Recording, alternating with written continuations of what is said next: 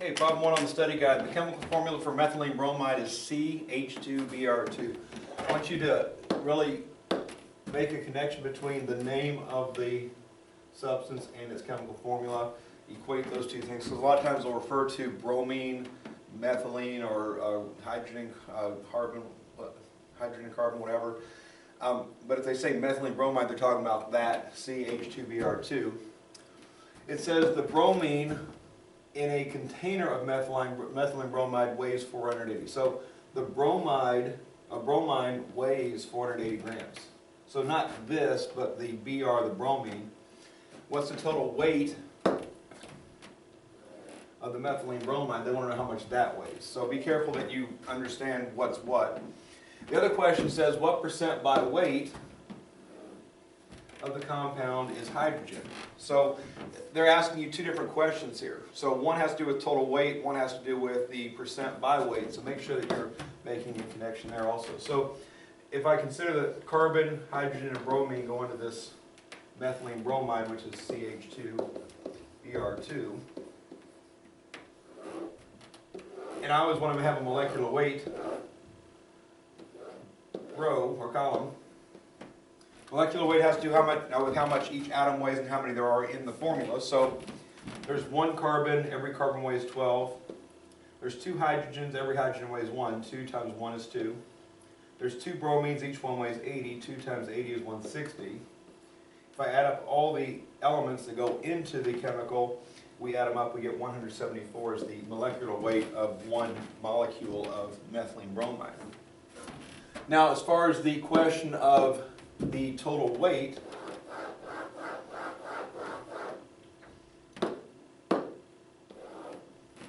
the actual weight, we know that the bromine weighs 480. So it doesn't say this, but the bromine weighs 480. What is the total weight of methylene bromide? That's what we're looking for. As far as what percent by weight,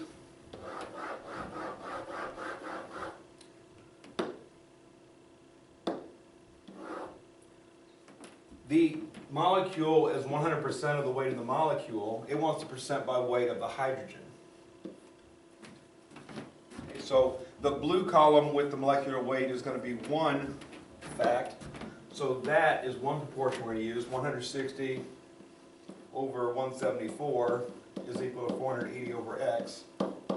That'll figure out what x is. And then this is going to figure out what the percent is. So it wants percent by weight of hydrogen.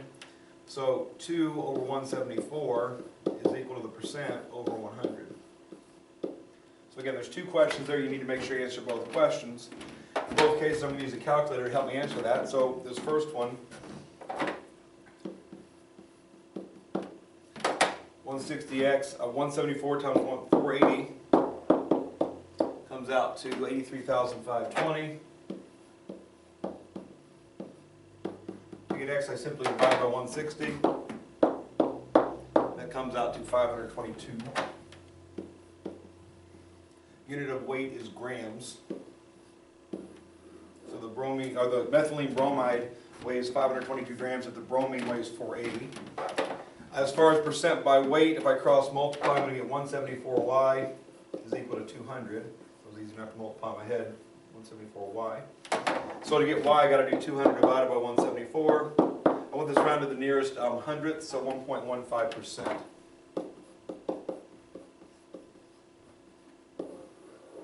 Looking at reasonableness of an answer, hydrogen weight's very small compared to the whole thing. It's a very small percentage of the weight. You can see that bromine's very much, almost all the weight, and you can see that 485.22, that's almost all the weight, but that's a little bit more. That seems reasonable for the problem. Number 2, it was necessary to mix 1,200 gallons that were 40% fluorine, and if one solution was 28% fluorine and another was 76%, how much of each solution is necessary? So we're dealing with percent fluorine, so 40% fluorine, 20% fluorine, and another 76%, I'm going to assume, fluorine. Looking at those percentages, what's being mixed together are the 28% and the 76%. I know that because I need to mix things together that are too weak and too strong to make something in between. So the first thing I want to do is set up my boxes. I'm mixing two different strengths together to equal what I'm looking for. What I'm mixing together is 28% with 76%, and my outcome should be a 40% fluorine solution. Next, it tells us what we want for one of these three, and if you look at the first sentence, we want 1,200 gallons, that's 40% fluorine. So 1,200 gallons goes here. How much of each of these is necessary? So we don't know either one of those. All I know is that together, this and this have to make 1,200 because that's how much we want to end up with. So I make one of them X, it doesn't matter which one. I usually make the first one X. So then what's left over, if this and this are supposed to be 1,200, is going to be 1,200 minus what we've already used. So 1,200 minus X. That's the scenario every time. Weak plus strong equals middle. X total minus X equals total. That's just how it's going to set up every time. Then, at this point, I'm going to multiply percent times amount plus percent times amount. This is going to be parentheses, equals percent times amount. So 28X plus 76 times 1,200 minus X equals 40 times 1,200. Okay. Again, as numbers get big, maybe use your calculator. 76 times 1,200 and 40 times 1,200 are the big number multiplications. That gets me 28X plus 91,200 minus 76X is equal to 48,000. These both have X, that doesn't, so move the 91,200 over. And 28 minus 76 makes 48, so negative 48X. And then if I do 48,000 minus 91,200, I get,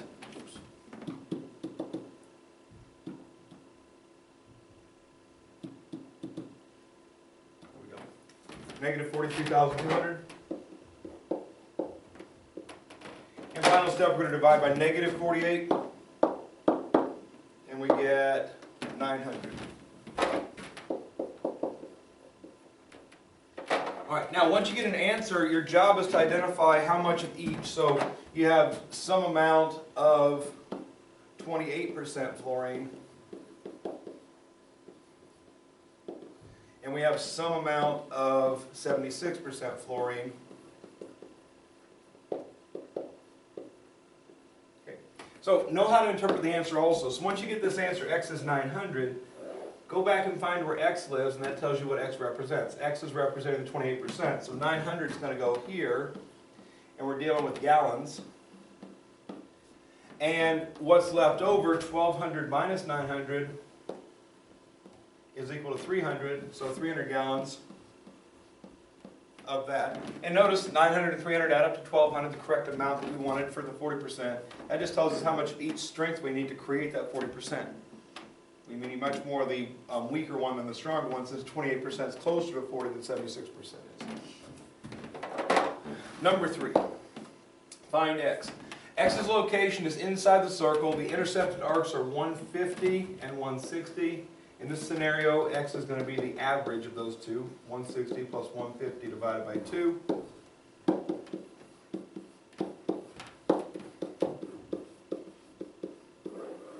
155 degrees. Number 3 will be like that on the test. I'll give you the two intercepted arcs. You simply have to average them to find the value of X. Number 4, X is outside the circle. When X is outside the circle, X is found by subtracting big arc minus small arc. Again, the intercepted arc. So this arc is intercepted by this angle. This arc is also intercepted by that angle. Big minus small divided by 2. That makes 56 over 2. So in this case, X is equal to 28 degrees. You should expect numbers 3 and 4 to be very much like those two problems. Number 5, find P. Okay, we have an abstract equation.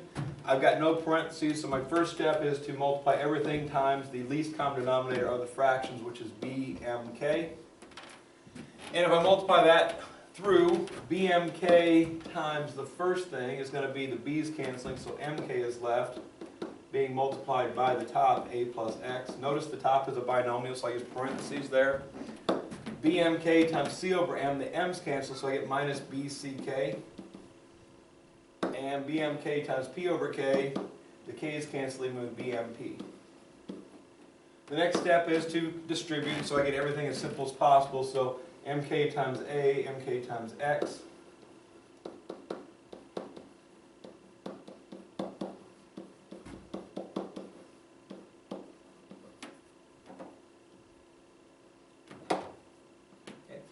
Once you've done that, once you've gotten rid of the fractions and got all the terms simplified, so you just have a bunch of terms, term 1, term 2, term 3, term 4, all the terms, then you look and see what you're trying to find. It says find p.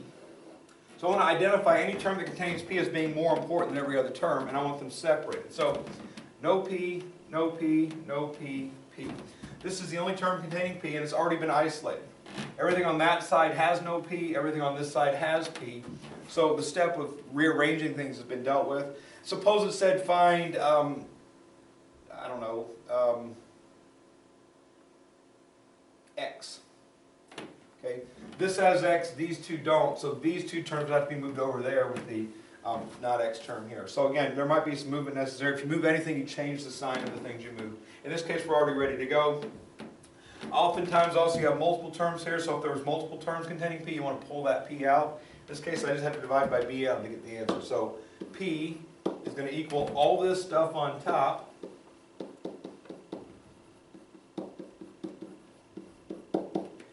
divided by everything that isn't p in this term. Notice I didn't divide by p, I just divided by the bm, and the p stays over here. And that's the final answer. Just real quick, in case of something like this, ax plus ay equals cx minus d, something like that. And it said find a. So you get to this point here, which is the same place we're at here. You have multiple terms on this side. You're going to pull an a out, and then a times x plus y. So the same point. P times bm, we divide by bm. A times x plus y, we divide by x plus y to get what a is. So if that should happen, that's how you handle it. Number 6, convert 14 at an angle of 150 degrees to rectangular form. Rectangular form is something I plus something j, written just like that. So I'm expecting your answer to look like that. Your objective here is to find out what h equals and what b equals.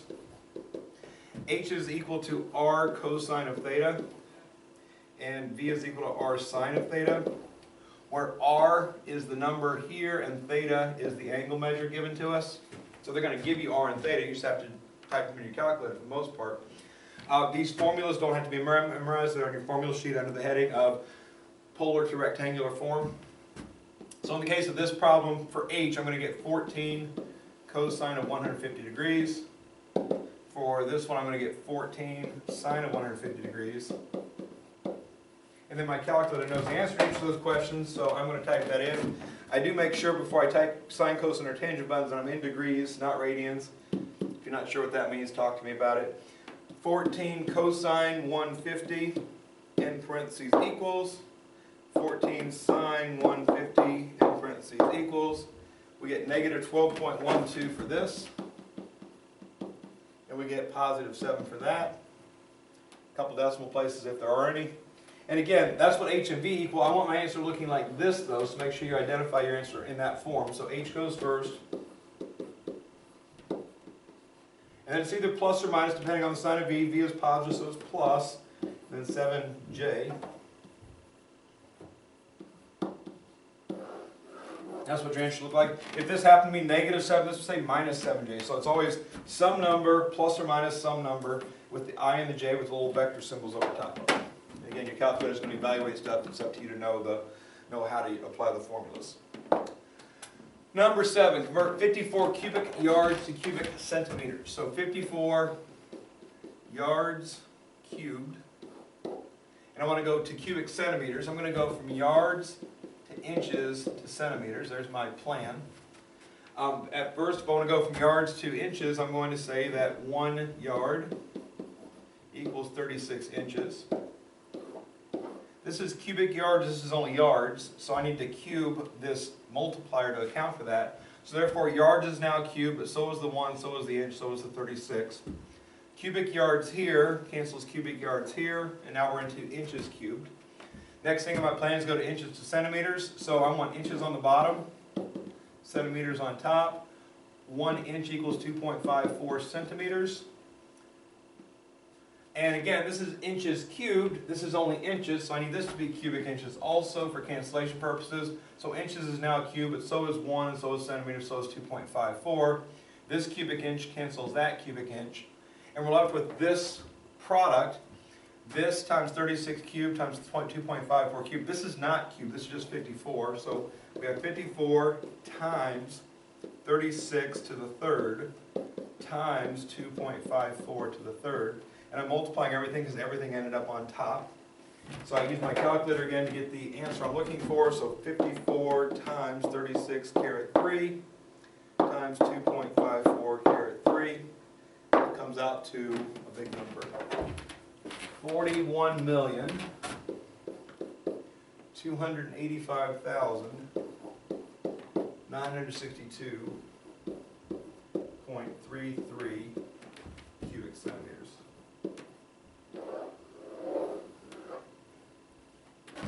As far as reasonableness is concerned, 54 would be a 3 yard by 3 yard, so 9 foot by 9 foot square that is 18 feet high, and a cubic centimeter is really tiny. So imagine 18 feet high, 9 feet by 9 feet box. How many of these little things would fit in there? 41 million seems reasonable. Number 8, simplify. As soon as I see i's to powers, I'm going to write down my I to the first equals, I to the second equals, I to the third equals, I to the fourth equals. I1, minus is in the middle. There's my pattern for I. First power, second power, third power, fourth power, fifth, sixth, seventh, eighth, ninth, 10th, 11th, 12th, and so on. So, I'm going to take each one of these objects. This is 5 times I to the 5th. This is plus 4 times the square root of negative 9. That's minus 6i squared. And 6i squared means 6 is being multiplied by I squared. 5i to the 5th means 5 being multiplied by I to the 5th. Okay, so, and I want to transform i's to any powers other than 1 into I to the first or negative 1 or positive 1 or negative I. So 5i to the 5th is 5 times first, second, third, fourth, fifth, I to the first. The square root of negative 9 makes a plus and an I outside. The square root of 9 is 3, so I get 4i being multiplied by 3. Notice 4 is being multiplied by the square root of negative 9.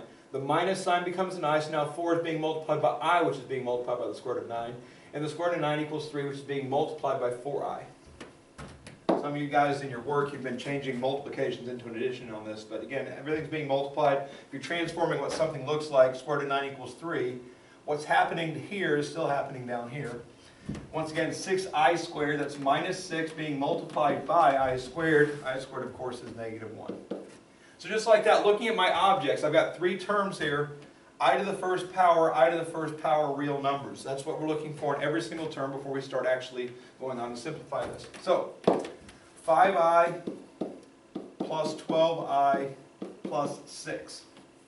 5 times I, 4 times 3 is 12 times I. All that's being multiplied, so it creates one object. Minus 1 and minus 6 make it plus 6. Final step, real numbers go in front, imaginary numbers go in back.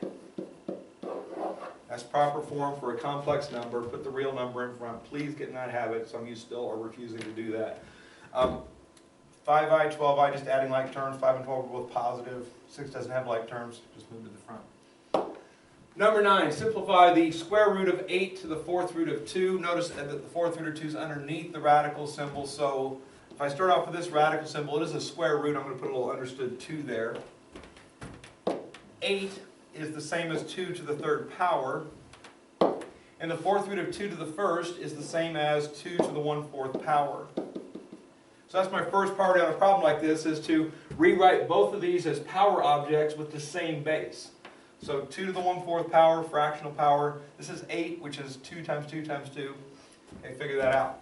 Then I'm going to multiply these 2's together by adding up the powers. So I've got 2 to the 3 plus 1/4 power. That's how we multiply those 2's together. 2 times 2 makes 2. It does not make 4, it makes 2 because we're adding powers to account for multiplication. 3, which is 12/4, added to 1/4 makes a total of 13/4. The other option is 3 and 1/4. That's a mixed number.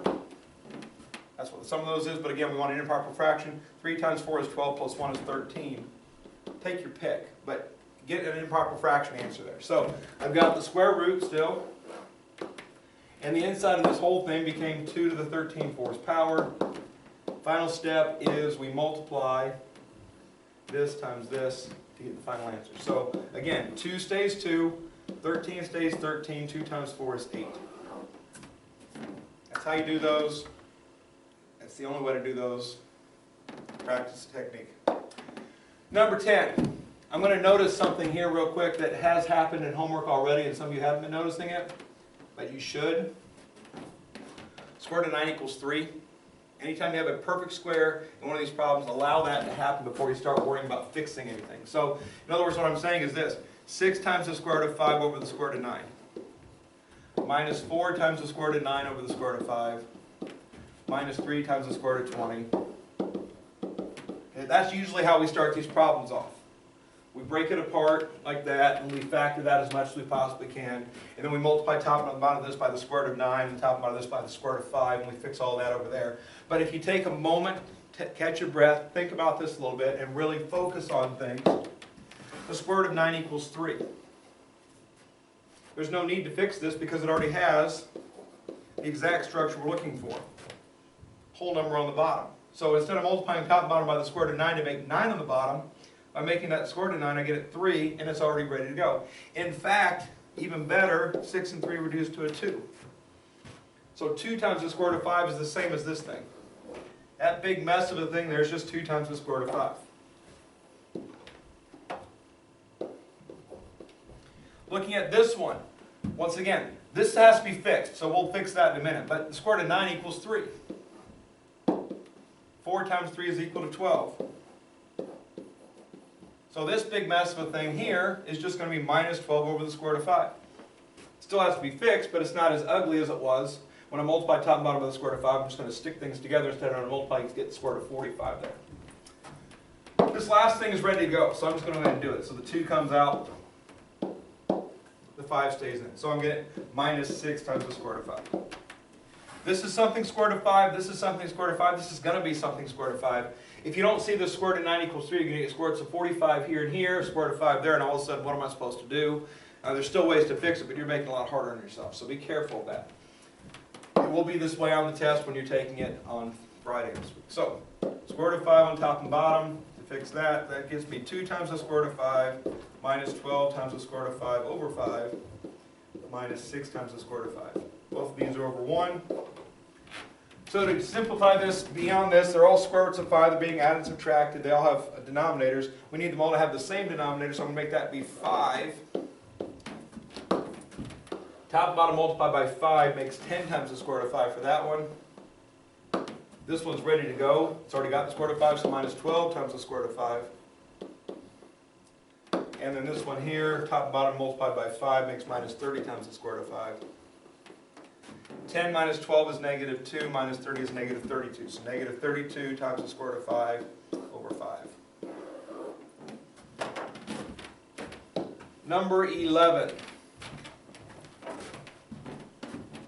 Solve x squared equals 11x plus 11 by completing the square. So this is our objective, is to solve this.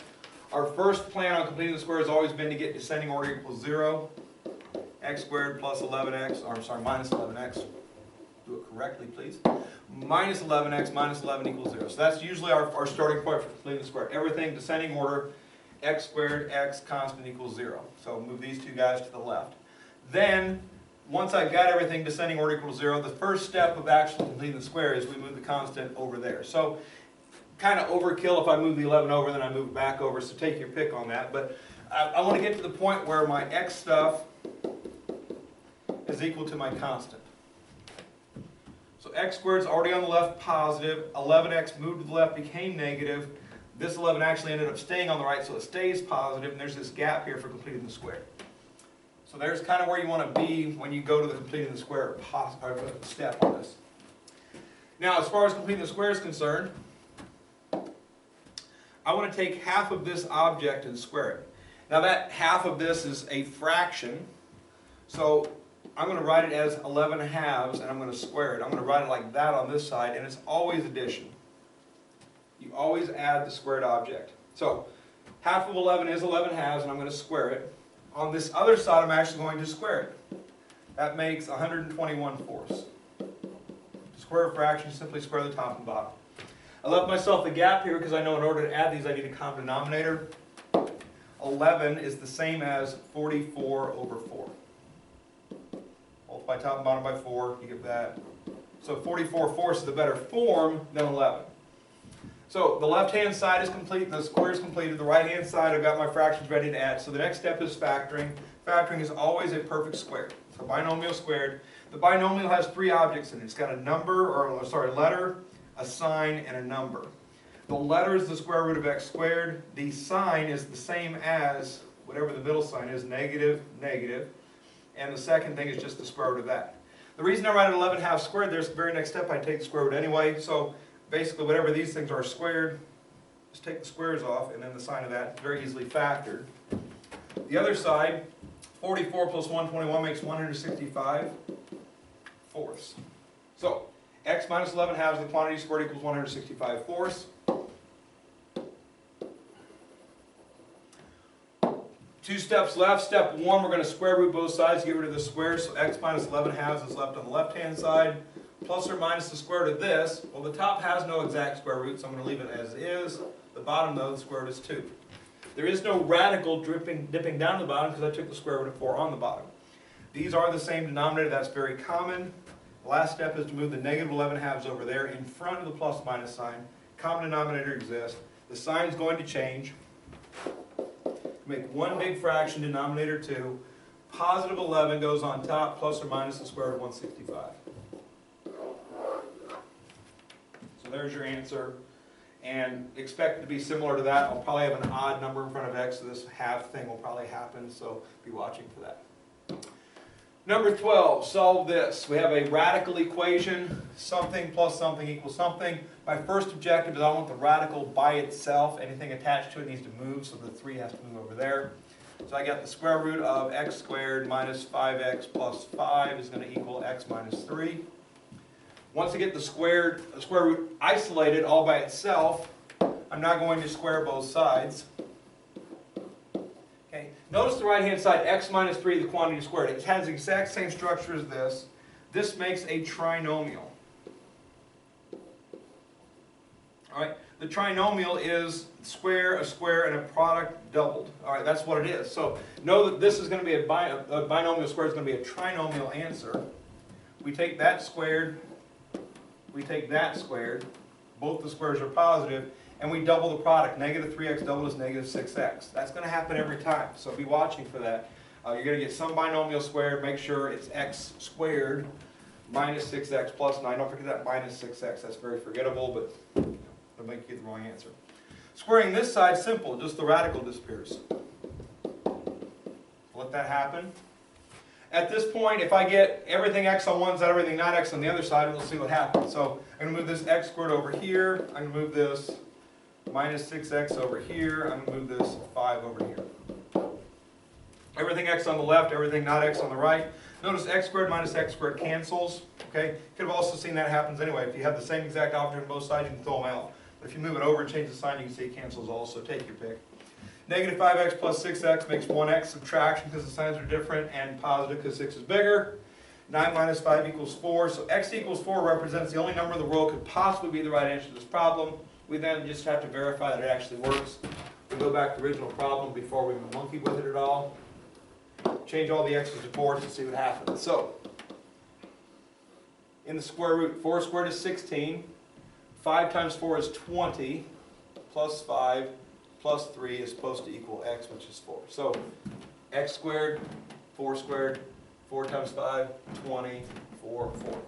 So, 16 plus 5 is 21 minus 20 is 1.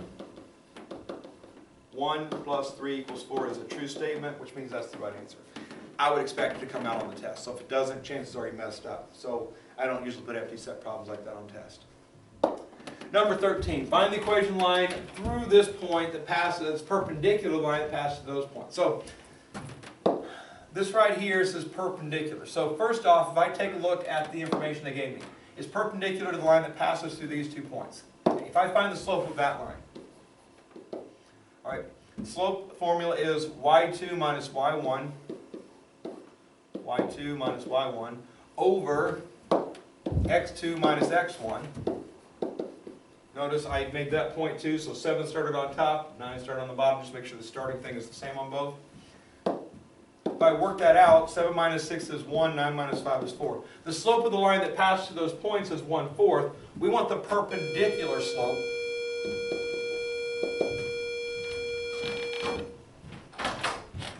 So the perpendicular slope we make by inverting the fraction and changing the sign. So 1/4 reciprocal is 4, change it to a negative.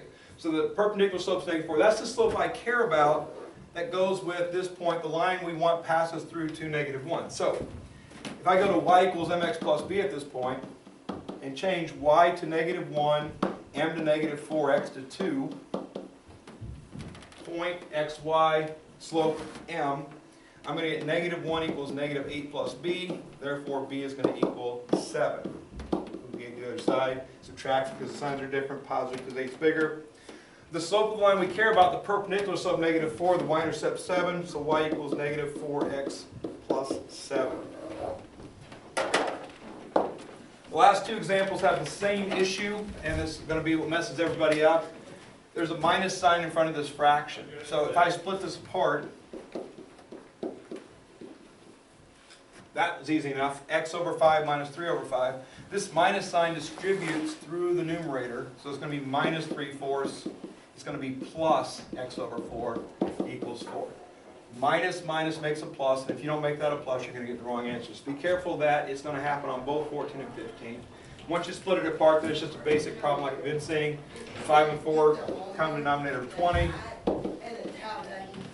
20 divided by 5 is 4 times x. 20 divided by 5 is 4 times 3. 20 divided by 5 is 4 times 3 is -12. 20 divided by 4 is 5 times -3 is -15. 20 divided by 4 is 5 times x is 5x. And this isn't a fraction, so 20 times 4 is 80. So non-fraction, just multiply as is. -27 moves over as a positive 27. 5x and 4x make 9x. 80 and 27 is 107. Divide both sides by 9. Doesn't divide evenly, so leave it as is. 107/9. Same issue on 15. Notice a minus sign in front of the second fraction. Make sure that distributes through. So 3/5 minus a/5 minus 2 over 2 minus a over 2. And again, that's minus because minus a positive makes minus equals 5.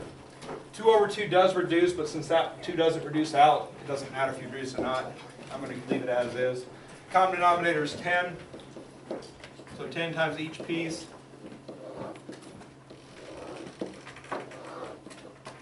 10 divided by 5 is 2 times 3 is 6. 10 divided by 5 is 2 times a is minus 2a.